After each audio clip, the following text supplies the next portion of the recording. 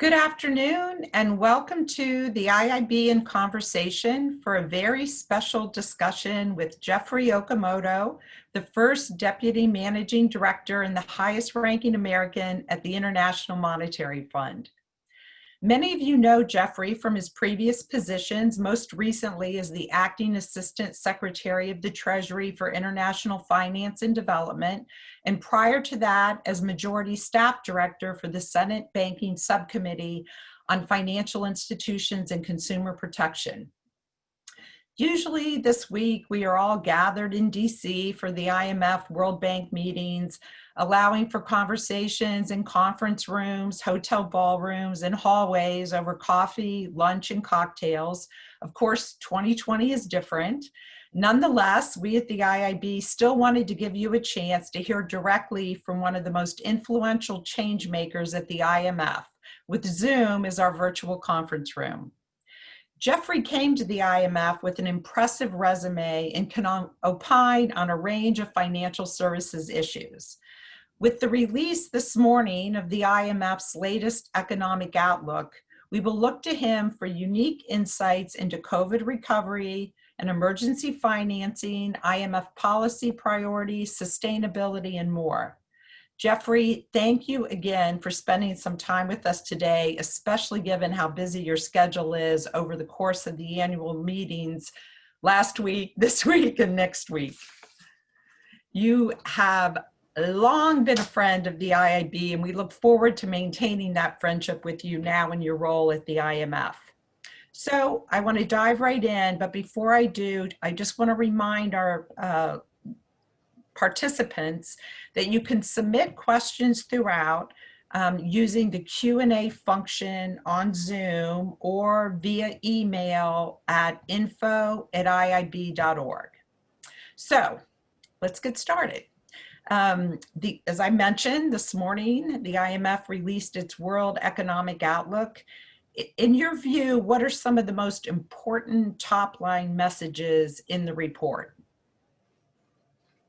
First of all, thanks, Bridget, for hosting this event, and for hello to all the IIB membership and friends that are logged in. It's afternoon here in Washington, D.C., but you have a global membership, so I'm sure there's people all over. all sorts of time zones. So great to be with you all today. And yes, Bridget, as you point out, we had our release of our World Economic Outlook just earlier this morning. I think that there's one key takeaway to sum up in that it's that the global economy is definitely coming back from the depths of its collapse earlier this year. But the climb out of this, right? And I use the word climb because the word we're using here is ascent. The ascent back to even, right, is going to be long, uncertain, and is going to differ quite a bit across countries, right? So it's going to be an uneven path of recovery. Why is that? Well, first there was a pickup in activity that occurred beginning in June. We expect some of that to continue, although there's some uncertainty in the forecast as it relates to additional containment measures that may be put in place by countries as the virus continue. The health crisis is not yet over. But the global growth forecast for 2020. As we said this morning, is at negative 4.4%. There will be a partial recovery in 2021 at a positive 5.2%. Now those are interesting numbers, right? And to the astute people on this call, those are good data points by which to base some decisions. But I think one thing that we have to think about is what this means to people on the ground in countries. And generally what this means is that there are worse living standards across the world compared to pre-crisis projections for almost every country. And we talk about an uneven recovery across countries. There's also an uneven recovery within countries as the containment measures and the what you're allowed to do, right, and also just where the economy is transitioning to differs across what sector you work in and the rest. On the kind of the broad macroeconomic picture from this is that there's a lot of constraints that many countries face in how to facilitate this ascent out. There was a floor that was effectively put in by advanced economies, by and large, providing a large share of the global fiscal and monetary response that we've seen since the onset of COVID-19. Those constraints are very real for emerging markets and developing economies. Again,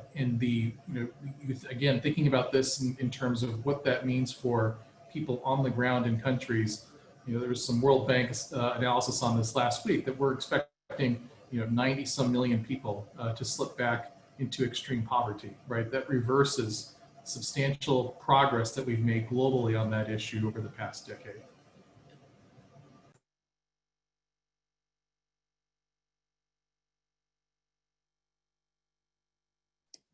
Guess we'd like to hear, thank you, like to hear just a little bit more about, COVID-19 and the policy responses. I mean, you mentioned that what's happened to date has sort of put, established a floor in terms of, fiscal and monetary response. And having only been able to read the executive summary as opposed to the full report, maybe you can tell us, are there specific, COVID-19 policy responses that, you suggest or point to going forward?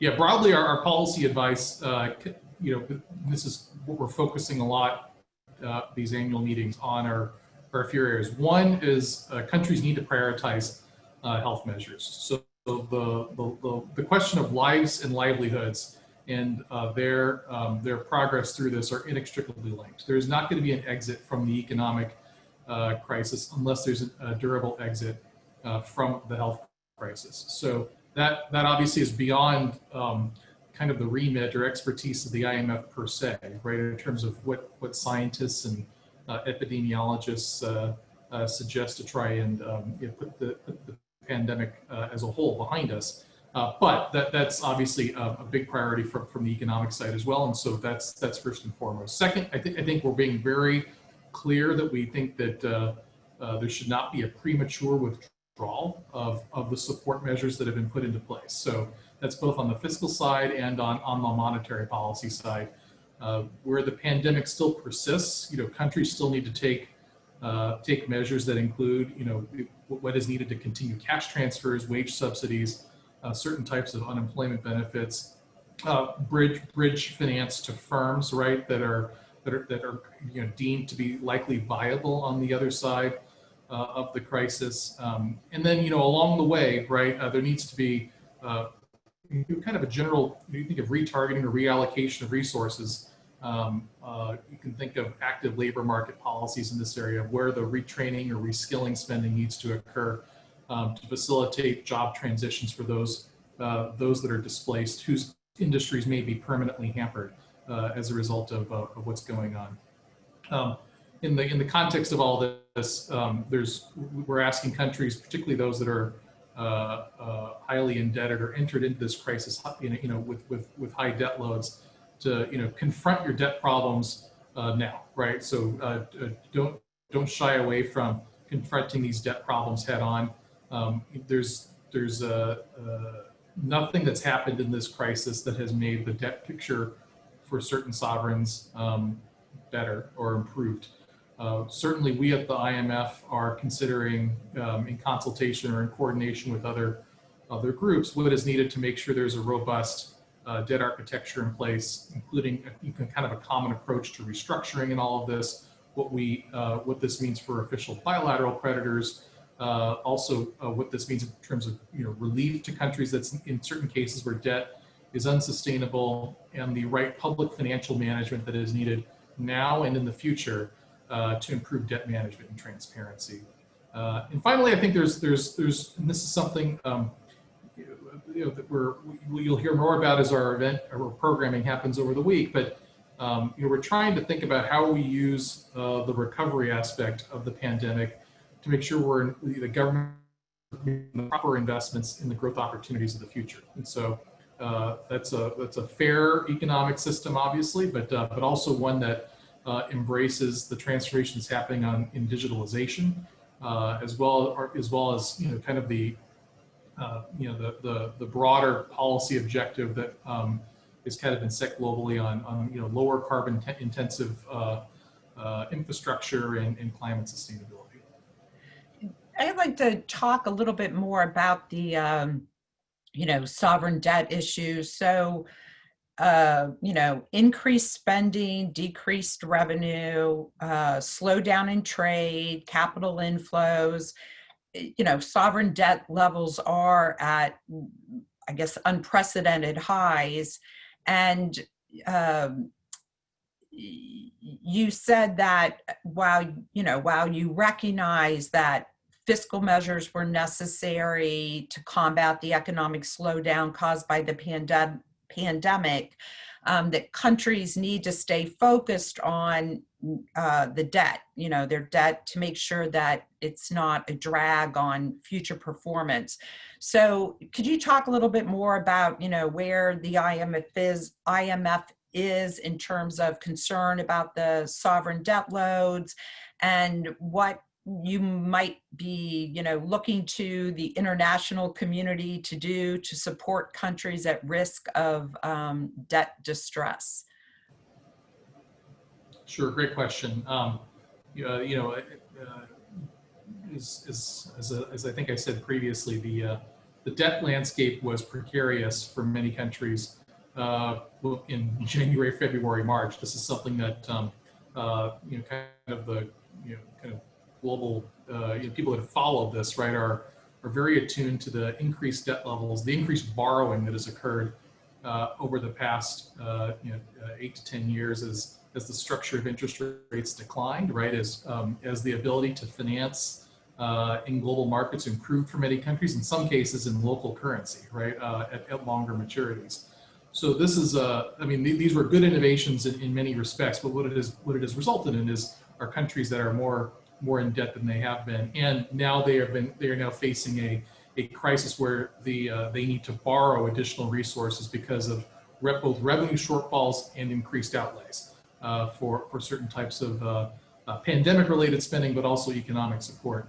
We estimate that, or we know that about half of low-income countries were already in high risk of debt distress, or were already in debt distress before this began. What we did immediately at the outset was put in place the debt service suspension initiative. This was something that we proposed to the G20, where the G20 would effectively defer debt service payments that were owed to official bilateral creditors, and it requested the private sector to participate on comparable terms. That program is, the extension of that initiative is being debated this week within the G20.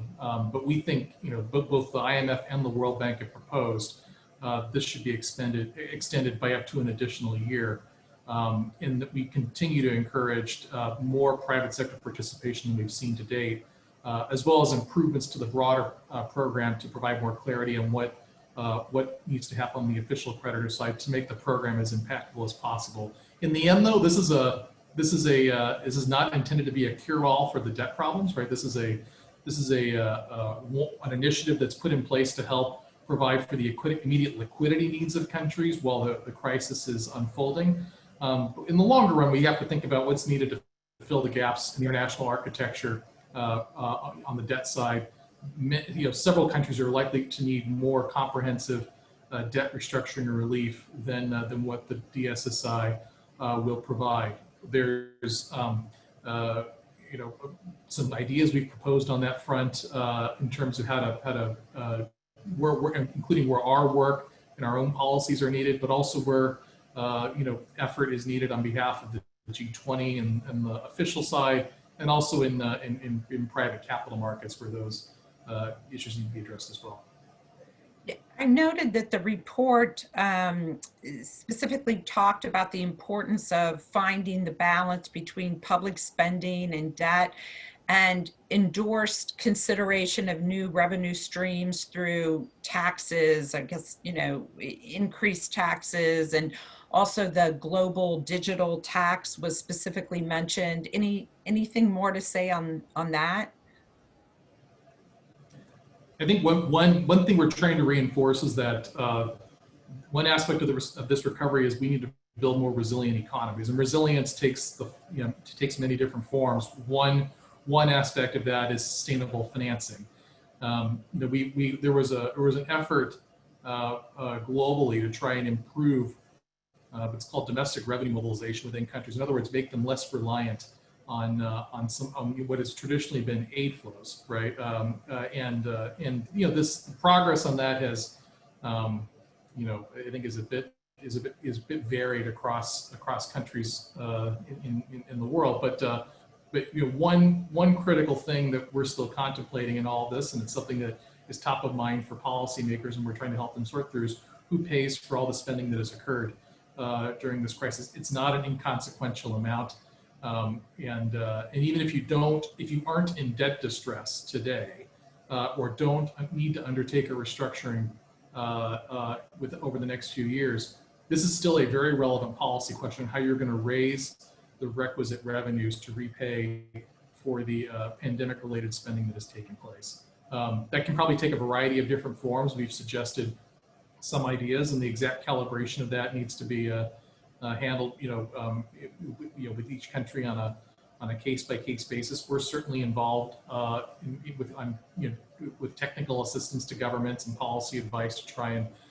sort those questions out, as cleanly as possible. But in the midst of all this, you're going to need additional revenue, and fundamentally, these revenue measures need to make sure that they are growth friendly. The economy needs to grow faster than where it was growing a year ago in order to be able to recover the lost output that we are losing as a result of the current economic situation. Great. And I'll just remind people again, you can submit questions through the Q&A function, as well as by email at info@iib.org. So Geoffrey, resilience, talking about resilience, I know that Managing Director Georgieva has said that we should take this moment to build back. I think her quote is greener, fairer, and more resilient. And the report encourages governments to continue to spend on initiatives that promote long-term growth, and specifically notes high return infrastructure. Can you elaborate on that? I should just mention that, infrastructure spending is something, or infrastructure is something that's of real interest to IIB members, because you probably know foreign banks are sort of, experts in this, and able to kind of export some of that home country expertise, where infrastructure is often done through the private sector lending, versus the US, where we have a different model, but there's always a piece of that here. And so it's something where foreign banks are leaders, and I think we'd be interested in hearing about that infrastructure piece. Sure. Great question. You put it exactly right. We're trying to build, in the recovery phase, we're trying to make sure that the economy that and really the livelihood that we're going to have in the future is an improved upon version from the one we had before. This is an opportunity, if you want to look at the silver lining, of trying to use this kind of once in a generation opportunity to try and use the massive amount of spending and policy support that's going to be needed over the next few years to try and make good solid progress towards that. One way is to try and make some of that spending, or some of this policy making over the next few years more sensitive to what's needed to deal with the kind of the catastrophic consequences that may be coming from climate change, right? And that comes in two aspects. One is, with energy prices low where they are right now, there's an opportunity to remove some of the not just economically distorting, but also environmentally damaging subsidies that are in place across the world for the energy sector and for fuel. That actually frees up some resources, right, to spend more productively in other areas. So you get more efficient spend as a result of some of that. There's also a need to improve, kind of investment in the infrastructure that is going to be needed on both the climate mitigation and the adaptation side. So that's obviously something that we're prioritizing in some of our fiscal policy advice to countries in the middle of all this. The pandemic has also worsened inequality. I think there's been research that we published that has shown that inequality is likely to be a lot worse as a result of the economic recession, and that this is disproportionately felt on some of the most vulnerable people in society. So you think about women who are more likely to be employed in an informal relationship or in the informal sector. You think about people that don't have the luxury of being able to work from home, or don't have the digital connectivity to be able to execute their job responsibilities at home and remotely. This has just made the inequality issue a lot more present in terms of where we should be thinking. And left unchecked, I think that leads to a scenario where you're thinking about political issues and kind of long-lasting grievances and social unrest. And then I talked a little bit about the sustainability from a public finance side. I think that's obviously something that's squarely in our remit and that we're very focused on. On the sort of inequality concern, and I know the report talks about, and we just talked about initiatives that promote long-term growth and resilience in the context of addressing some of the inequality.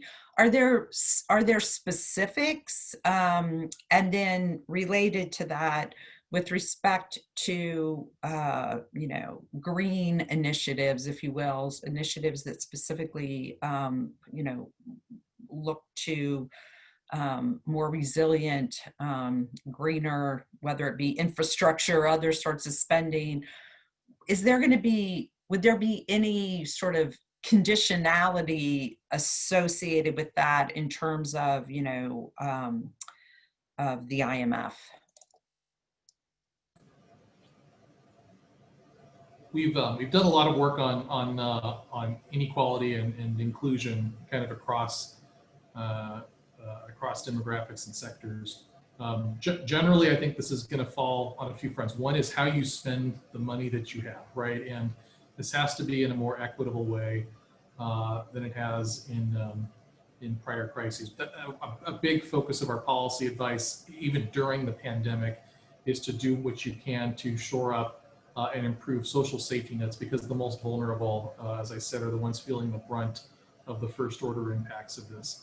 The other issue is going to be, again, how you pay for all the support, right? So fiscal policy is going to play an important role in deciding some of those outcomes. Certainly, we advocate for progressivity in tax regimes that would allow, again, that not to be the brunt of that not to be felt on the poorest and most vulnerable. But this is obviously a difficult question. There are things that there are lenses that we're bringing to our policy advice in this, for example, on gender inclusion, right? I mean, we're providing policy advice to many countries on gender budgeting as one example.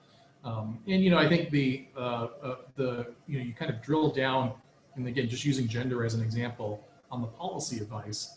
For advanced economies, this is going to differ than lower income countries. In advanced economies, it's what does flexible work arrangements look like? What does tax policy look like in a way that doesn't unfairly penalize a secondary earner? In a low income country, it's making sure there's equal opportunity, good access to finance, the right education system that embraces gender equality and basically equal opportunity to the job opportunities in the workforce.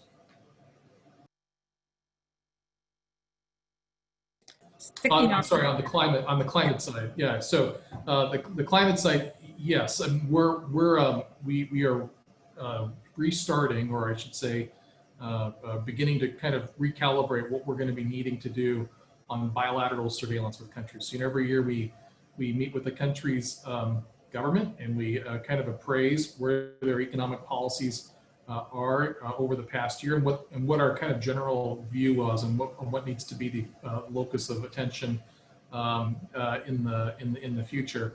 The biggest part of that right now is obviously the policy trade-offs that are inherent on what to do while you're navigating the pandemic. But we are adding to that, right, as countries begin to turn from containment to recovery, a lens that we're going to be providing in the Article 4 consultations with countries that is specific to to climate and how to make progress on that. In terms of conditionality only applies if you're actually seeking an IMF loan, right? And I should even clarify that further, because many of the loans we put out in the crisis actually have no ex post conditionality. They were emergency facility, emergency disbursements. In full-fledged IMF programs, to the extent fiscal policy and some of these tax measures are considered part of that, we'll obviously bring a climate lens to those decisions.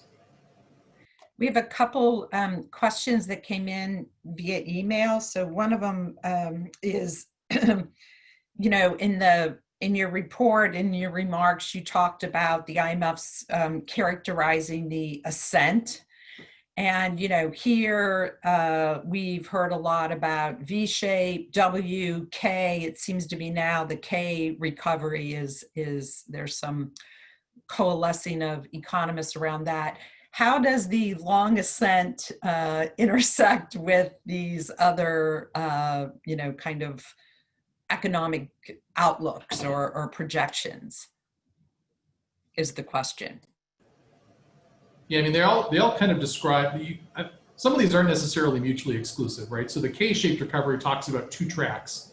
One for, and actually there are several even forms of the K-shaped recovery. If you're where the IMF sits, there's one set of recovery that's about to take hold for advanced economies because they have the policies, the institutions, the fiscal capacity, the monetary policy, space and instruments to be able to facilitate a faster recovery than countries that are lower income, right? So I mean that's one version of the K. The other version of the K is what kind of job you have, right? And do you see a rebound faster? By and large, I think how you want to characterize the shape of it is one discussion. But I think the more important thing to do is what urgency does that bring? And again, if you look at what our WEO, our World Economic Outlook has, is a chart, right, that shows where growth would have been had there been no pandemic. In other words, what were our projections just before all of this happened? And now what has happened? Where did things actually end up, right? So somewhere down here, given the shock, and then how fast do we now project the recovery? And there's a gap that's in there. And so the objective of policymakers should be, how do I make that gap in the future as absolutely narrow as possible, right? And the only way to do that is you have to somehow engage in the reform effort that is needed to unleash more productivity and more growth than you were on track to experience before. And again, one of the lenses that we're bringing to this, and this gets to the K-shaped issue, is how do you make sure that everybody in the world and everybody in your country feels that uplift of growth, experiences the uplift, and it's not just experienced by those who happen to work in a certain sector or live in a certain country. How do you make sure you lift all the boats? And that's really the focus of what we're trying to get at. Another question we got was, how does the digital transformation play a role in this recovery, and how might that be furthered or achieved? I don't know if that's something that's specifically addressed or not. There, lots of discussion on the digital transformation that was occurring before this. So if you think about a lot of discussion on automation and what big data meant for firms, what this meant for countries, and also education and the rest. That was all put on steroids over the past 6 to 9 months. So we're all here meeting over over Zoom. So people did not get on an airplane or get in a car and drive to the IIB's offices or wherever they're hosting the event to see this. Those are substantial shifts. There was an article that I put out about a month or two ago on what is this crisis going to do in the longer run in terms of you can think of it as structural preferences of people and firms. And the comparison is that when you had the Great Depression, you had people that became very austere in their own personal lives, right? They're very conservative financially, that persisted for decades afterwards. And you think about now what that means when we're all on Zoom and we're used to conducting more meetings digitally, and we're also learning how to conduct classrooms or education digitally.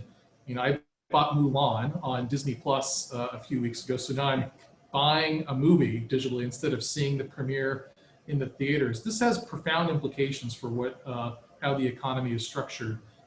And so the goal, right, is not to get in the way of that. The goal is to try and see what's needed to facilitate an orderly transition, and more importantly, utilizing the space that you're already going to deploy, the resources you're already going to deploy in the pandemic response to try and make progress on that, right? So you can achieve twin or even three objectives if you add climate in here along the way. And of course, there's the hoarding toilet paper, paper towels, and Clorox wipes. We got that too. That'll probably last a long time. So back to green economy, sustainable finance, and another topic that's I think of great interest to IIB members because, as for many, their home country is sort of more advanced on the spectrum. And so one of the questions we got is about the suggestion in the report for international cooperation to achieve the targets of the Paris Accord. And just curious how the IMF is thinking about getting some reluctant countries, and we'll include the United States in that, to get on board. What tools might you have? Good question. And we're obviously trying to do all we can. Part of what our Article 4 assessments will take into account, as well as if you're in an upper credit tranche program with the IMF, what our advice is going to be is where have you set your NDC relative to the Paris Club? And if that's your goal, what can we bring as the IMF to try and help you set the policies in place to meet that objective? So in other words, under the Paris Club framework, these are nationally determined targets, and therefore we'll provide all the help you need within our remit, right, to help you achieve it. It's hard to see what we would or wouldn't do for countries that do or don't want to be in the Paris agreement and do or don't want to set an NDC. So this is that is kind of getting beyond the scope of, I think, what we are set up for. Fundamentally, we are a lender, right? We're a lender, and we can provide policy advice to countries and analytical research. We're not inherently a financial mechanism, unlike some organizations of the Paris Agreement. So explicitly financing, some of these program objectives, right, is not per se in our remit. Though I think what we're trying to do, right, is that if you have a balance of payments need, right, which is what our articles of agreement kind of ground us in. If you have a balance of payments need, and we are providing financing, what can you do, right, and how should you spend? How do you set your tax system? We've done research on carbon pricing in the past. How do you set your policy from an economic sense to help you meet some of those objectives? This is going to be a very interesting topic, I think, for all of us going forward. And it's hard to keep track of. I just last week or the week before, the Science-Based Target Initiatives report was released. I mean, you just can hardly keep up with everything that's happening in terms of various targets, commitments to those targets, timeframes for reaching them. And, it's something that we're really trying to stay on top of and showcase the very forward-leaning activities of many of the IIB members. Yeah, I think on that front, I mean, so much of this focuses on what we're going to finance or what the Green Climate Fund will finance or what Right. the World Bank will finance. But by and large, right, I think it's going to be your membership that is financing the lion's share of this, as well as kind of what governments mobilize domestically through their own tax base to try and spend. We will be a drop in the bucket in the overall scheme of things in this effort. And that's why I think it's important for our policy advice and our expertise to be put to bear to try and facilitate, the right private sector allocation right into this space so that that kind of transformation can occur, because we don't have the resources ourselves to finance Right. the transition in every country. So, diversity and inclusion is another topic that has taken center stage in corporate America, given the events over the last year. And I know Managing Director Georgieva has been very vocal about the role that women should be playing in positions of leadership.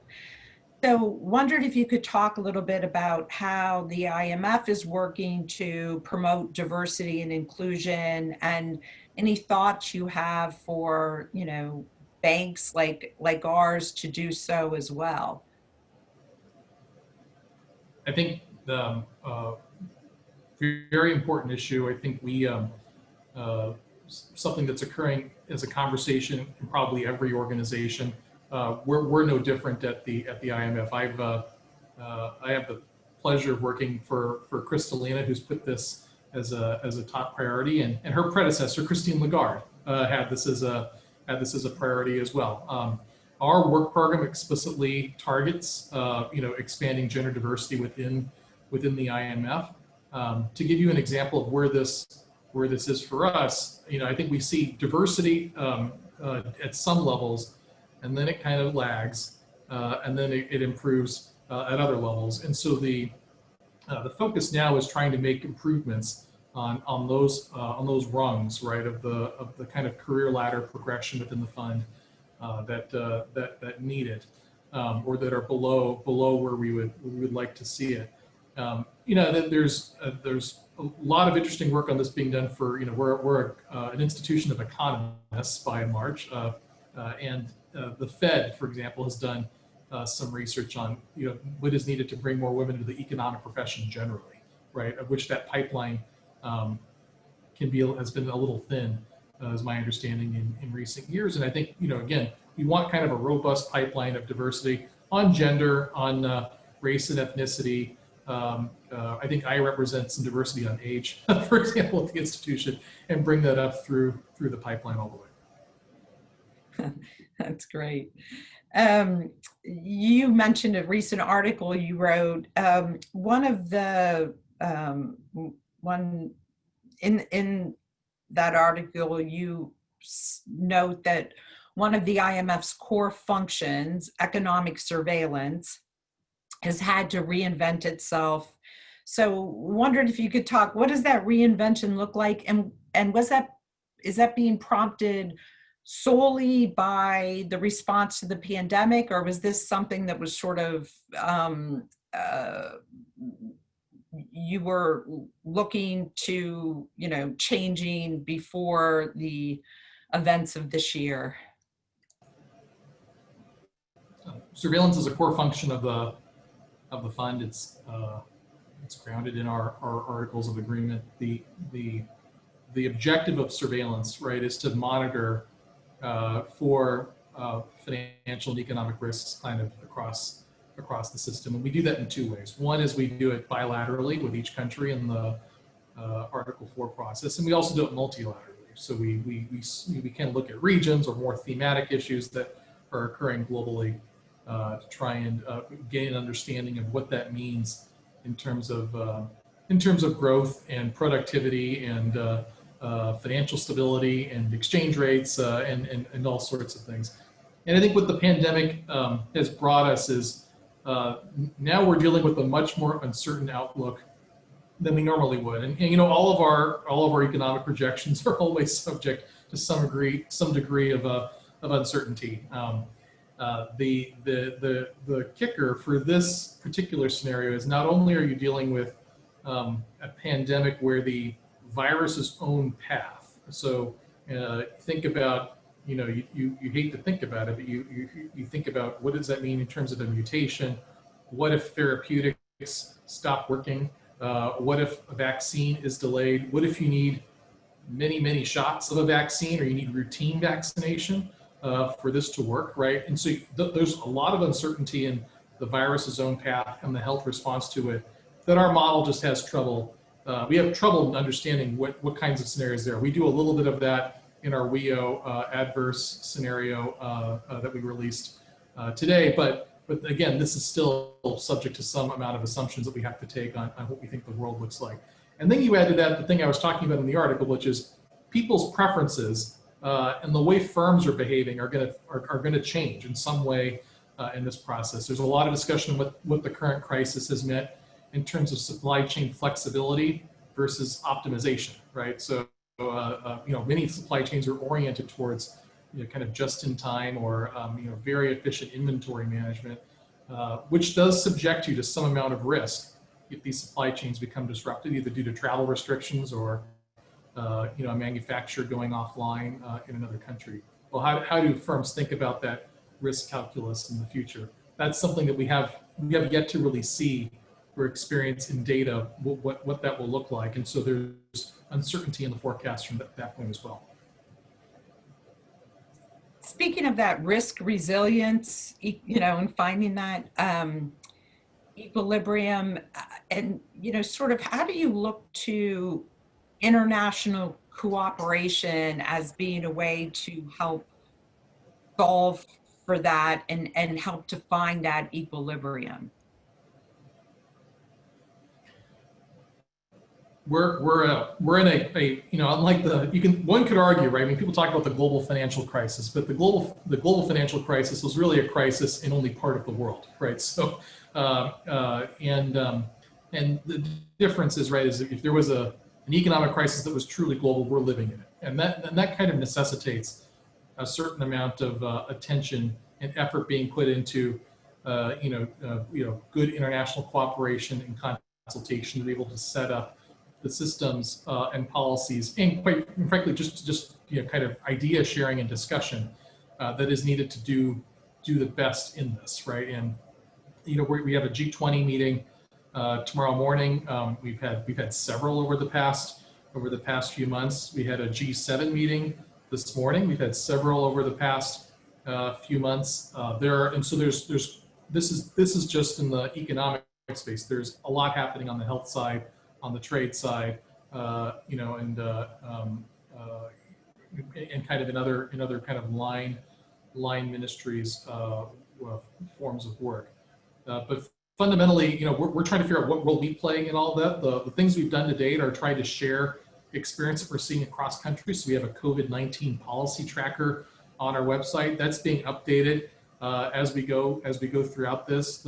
The objective is to try and draw lessons from that, so that countries that may have been a little further in the stages of the pandemic can share some experience with those that are just now starting to experience some types of effects. You know, certainly the policy advice that we're trying to give broadly is something that we're trying to use with a sensitivity towards what we see happening across countries. A lot of the effort to finance and distribute vaccine is a topic of conversation in terms of international coordination.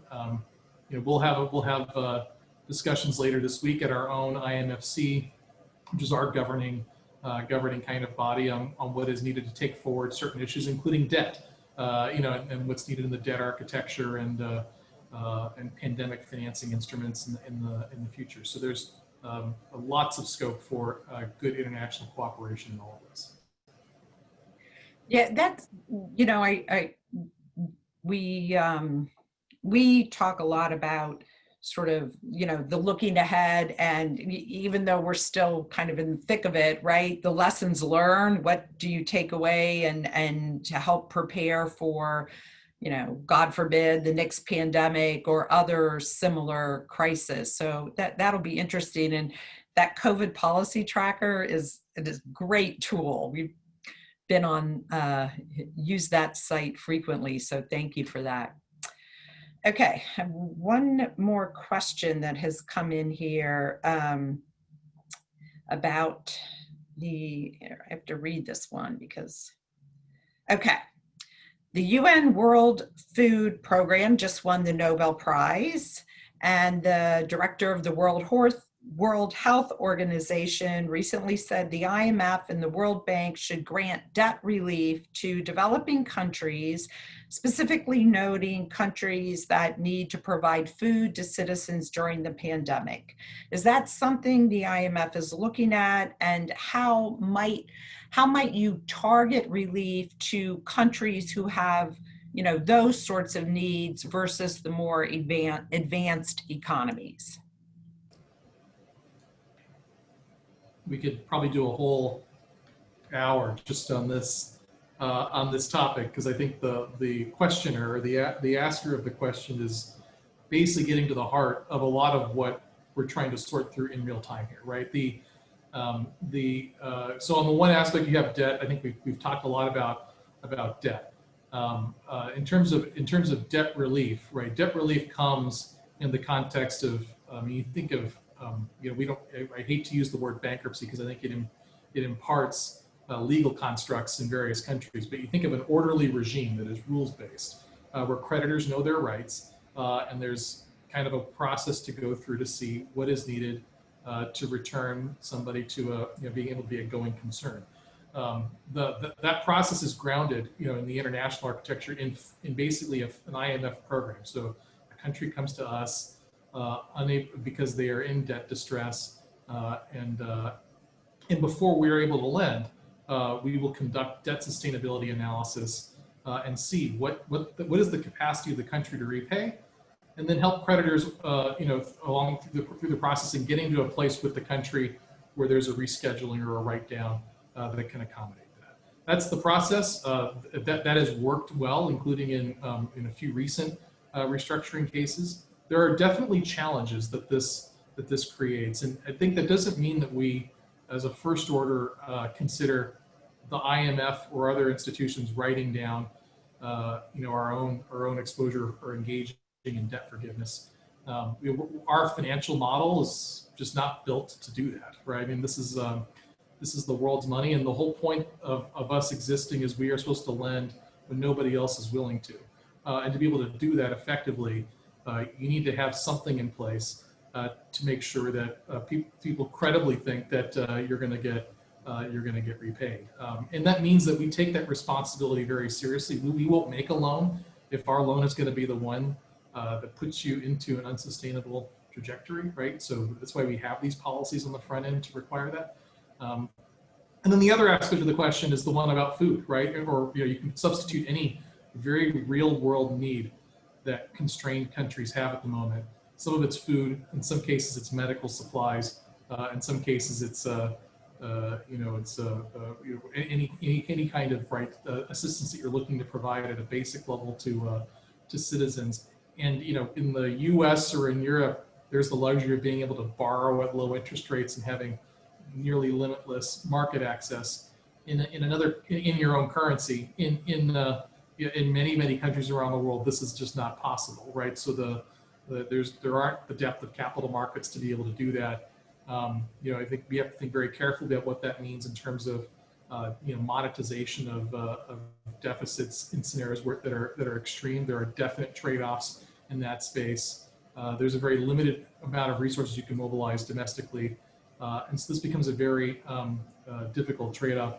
We're not just taking this as a given that this is going to be an impossible problem to solve. We are actively fundraising for a few of our facilities that are going to provide the lowest interest or the most concessional loans to countries. So we're continuing to do that for those countries that haven't yet contributed, as well as try to extend out the period of time that we're forgiving interest payments that are owed to the IMF, right? And we've been able to do that for 1 year. Our goal is to be able to extend that out for another year. And so you can think of that as debt relief that we are providing on debts owed to the IMF. The World Bank and other institutions are making grants in loans to try and bridge countries through this as well. So each institution, while we're not writing down our own debts, is engaged in the process to try and provide as much relief as we can at this time. So speaking of all the various programs that the IMF has, ways to deliver funds, and this might be a little unfair, but I understand that Managing Director Georgieva just tweeted recently that the IMF needs some sort of big bazooka for situations like the pandemic. And just do you know any thoughts about what that might look like? I think what we need to have, right, as an institution, for us to be able to operate in an environment like this, is make sure that we have the resources that are needed to fight the crisis that we see, right, or that we can foresee. And by and large, at the moment, we have these resources. We were very fortunate that the world was able to, or at least a subset of countries, but participants in one of our multilateral, think of it as like a syndicated credit line in banking speak, doubled the size of that facility earlier this year, and that's under ratification in many legislators. And for those of you that helped in the push for the U.S. to put this in place, Congress was one of the first to approve this earlier this year. So we have the benefit of having a good amount of resources to be able to commit to fight the crisis. I think if that becomes questioned, right? I mean, I think then you're in a scenario where who is, to the question earlier, who is going to provide the financing when there are no other options, right? And if there's no financing and there's no market access, you're left with the scenario where their countries have to undergo very, very painful self-adjustments. So you think about very extreme needs, potentially to devalue currency, right? Which is extremely harsh on poor people, right? And basic, I mean, you think about what that means if you're a consumer in a country of an imported good, medicine or fuel, prices skyrocket. It means very substantial fiscal austerity, right, to self-adjust. So cutting the spending that is probably needed in things like education and infrastructure and social safety nets at a time when you need them to be robust. So that's why we have the bazooka. It's why we have people have asked us about gold reserves. We have gold reserves in substantial quantity because this gives strength to our balance sheet and allows us to be credible at a time when there's a lot of uncertainty in the economic outlook. One other, I've seen the managing director been quoted a couple times about the pandemic as an opportunity to fix capitalism, not abandon it, but improve it.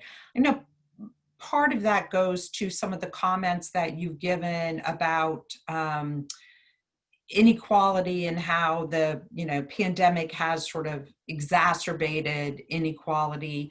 Can you talk about what else might be improvements to the capitalist system that she's referring to, or the IMF might be promoting?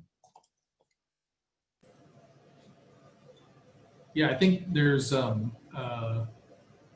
lot that can be done. Fundamentally, when you think about what is capitalism or any economic system supposed to deliver, right? It's supposed to deliver as much prosperity as you can to the most number of people, right? And for a few generations now, we've had this kind of this settled in terms of private ownership and market-oriented systems are generally going to allow that to happen, right? And I think over time, I think there's aspects of this that become difficult. You think about what's happening in terms of economic dynamism, either in countries or in specific sectors where competition is starting to stagnate, right?